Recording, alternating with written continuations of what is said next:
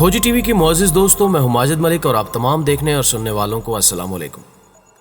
नाज़रीन गिरामी, सऊदी इत्तेहाद के जंगी तैयारों ने यमनी हौसी बागियों पर बड़ा हमला कर दिया, जिसमें शदीद जानी और माली नुकसानात की इतलात है।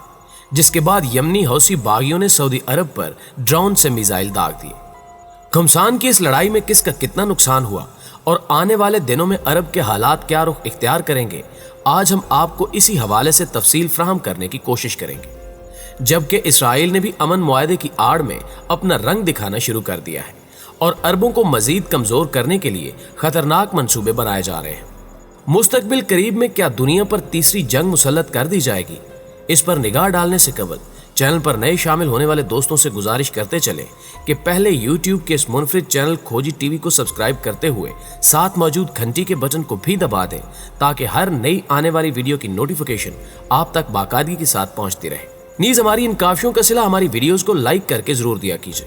तो आइए चलते हैं आज के इस अहम मौजू की जानिब। मुअज़्ज़िज़ दोस्तों, सऊदी अरब ने अमेरिका, मुत्तहिदा अरब अमारात और चंद दीगर मुल्कों के साथ मिलकर यमन को जारहियत का निशाना बना रखा है। मार्च 2015 से जारी इस जारहियत के नतीजे में करीब 17,000 से जायद बेगुनाह यमनी शहरी शहीद और हजारों की तादाद में जख्मी हुए, जबकि कई लाख लोगों को अपना घर बार छोड़ने पर भी मजबूर होना पड़ा। जबकि यमनी हौसी बागियों को भी कई कुव्वतें सपोर्ट कर रही हैं, जो जवाबी कार्रवाई में सऊदी अरब को निशाना बनाते हैं। गुज़श्ता रोज भी एक ऐसी खबर सामने आई जिसके मुताबिक यमन में आईनी हुकूमत को सपोर्ट करने वाले अरब इत्तेहाद के लड़ाका तैयारों ने हौसी बागियों पर हमला किया।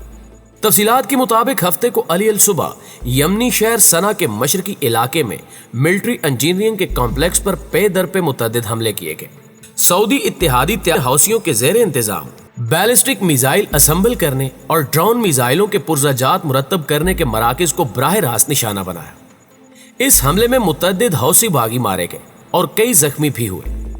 दूसरी जानिब 2 रोज कबल यमनी फौज ने ऐलान किया था कि उसने यमन के अल-जौफ सूबे के सदर मुकाम अल हज़म शहर में हौसियों के command and wireless communication centre पर कंट्रोल हासिल कर लिया।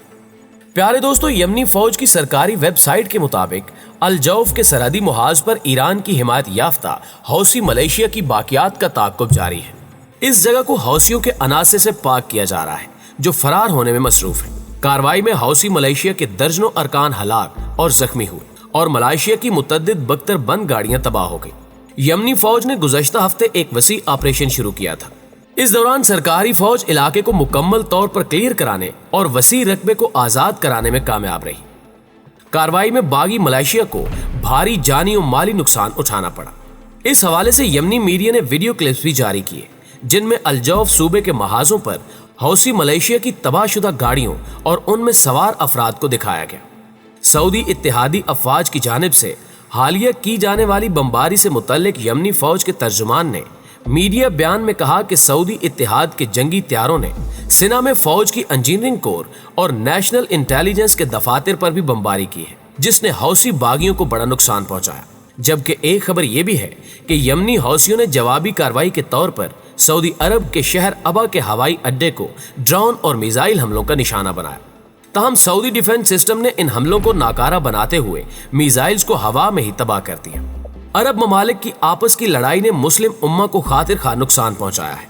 सऊदी और यमन की खाना जंगी से अमेरिका और दीगर तागूती कुव्वतों ने हमेशा फायदा उठाया। सऊदी अरब ने सिर्फ यमनी हौसी बागियों के हमले से बचने के लिए अपनी कई एयर बेसिस अमेरिका के हवाले कर रखी हैं, जहां अमेरिका ने जदीद तरीन एयर डिफेंस सिस्टम तैनात कर रखे हैं। यही वजह है कि मोहम्मद बिन सलमान ट्रंप की हर बात मानने पर मजबूर हैं। दोस्तों, यहां आपको एक और अहम खबर से शनासाई भी देते चलें कि गुज़श्ता रोज इसराइली फिजाइया के जेट तैयारों ने शाम में इराक की अस्करियत पसंद जमात हिजबुल्लाह के ठिकानों पर दर्जनों मिसाइल बरसाए, जिसके नतीजे में 7 जंगजू हलाक और दर्जनों जख्मी हो गए। आलमी खबर रसां इदारे के मुताबिक हलब में शामी फौज की तनसीबात के नजदीक इसराइली फिजाइया के लड़ाका तैयारों ने फिजाई बमबारी की।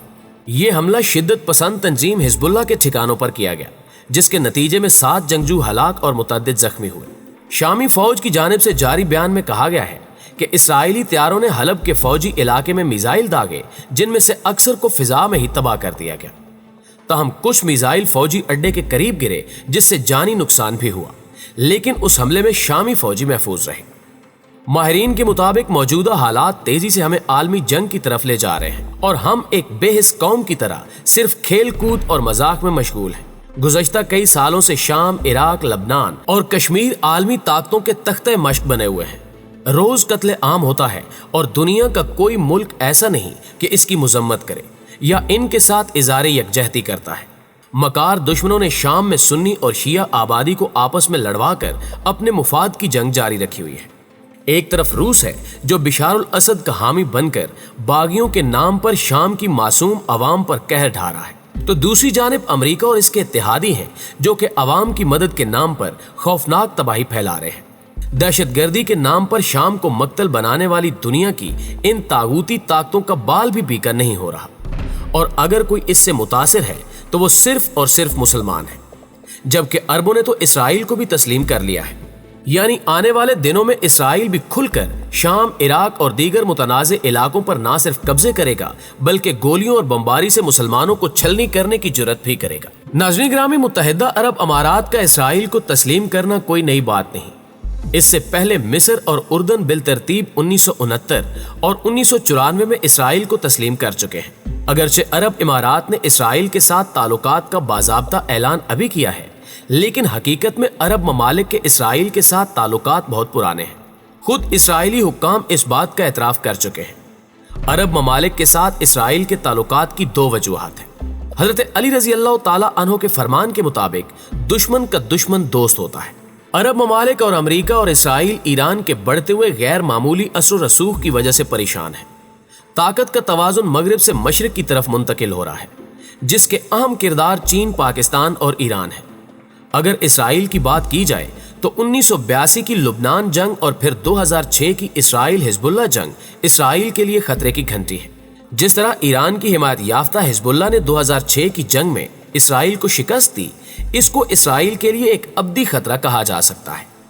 اگر امریکہ کی بات کی جائے تو مشرق وسطیٰ کی صورتحال کچھ برسوں سے امریکہ کے حق میں نہیں ہے۔ امریکہ کا مستقبل مشرق وسطیٰ میں تاریک نظر آ رہا ہے۔ شام ہو یا عراق، لبنان ہو یا یمن، جس طرح ایران نے امریکہ اور اس کے اتحادیوں کو پریشانی سے دوچار کیا ہے وہ بہت اہم ہے۔ شام میں ایران اور روس نے امریکہ کے 70 ممالک کے اتحاد، جس میں برطانیہ، فرانس اور امریکہ جیسی عالمی طاقتیں شامل تھیں، ان سب کو شکست دے کر امریکہ کا مستقبل مشرق وسطیٰ میں تاریک بنا دیا ہے۔ یہی صورتحال عراق میں بھی ہے۔ ناظرین گرامی، ایرانی جنرل قاسم سلیمانی کی شہادت کے بعد غیر متوقع طور پر دنیا کی واحد سپر پاور امریکہ کو اپنی منصوبہ بندی کے برعکس عراق سے انخلا کرنا پڑ رہا ہے۔ طاقتور عرب ملک قطر کے ایران کے ساتھ مضبوط تعلقات بن چکے ہیں۔ بعض عرب ممالک میں بغاوتوں کے خطرات منڈلا رہے ہیں۔ عرب ممالک ان بغاوتوں اور انقلابی تحریکوں کا ذمہ دار ایران کو سمجھتے ہیں۔ اس میں کچھ شک نہیں کہ دفاعی، سیاسی اور اسٹریٹجک لحاظ سے ایران نے انقلاب ایران کے بعد تیزی سے ترقی کی ہے۔ عراق، شام، لبنان اور یمن کی صورتحال اس بات کا واضح ثبوت ہے۔ عرب امارات اسرائیل تعلقات کی دوسری وجہ ٹرمپ اور نیتن یاہو کے سیاسی مفادات ہیں۔ ٹرمپ کو صدارتی الیکشن میں کامیابی حاصل کرنے کے لیے اس معاہدے کی ضرورت تھی۔ ٹرمپ کے پاس اس معاہدے کے علاوہ اندرون امریکہ یا بیرون امریکہ کوئی خاص کامیابی نہیں جس کے بلبوتے پر وہ امریکی عوام کو مطمئن کر سکے۔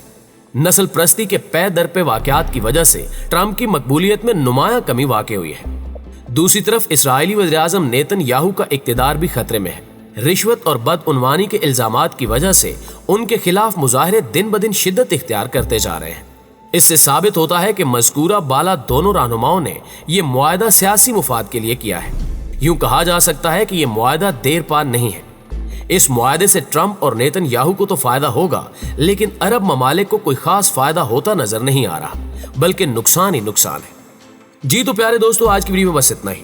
جلدی حاضر ہوتے ہیں کچھ تازہ اپڈیٹس کے ساتھ۔ تب تک اپنا ڈھیر سارا خیال رکھیے گا۔ اللہ نگہبان۔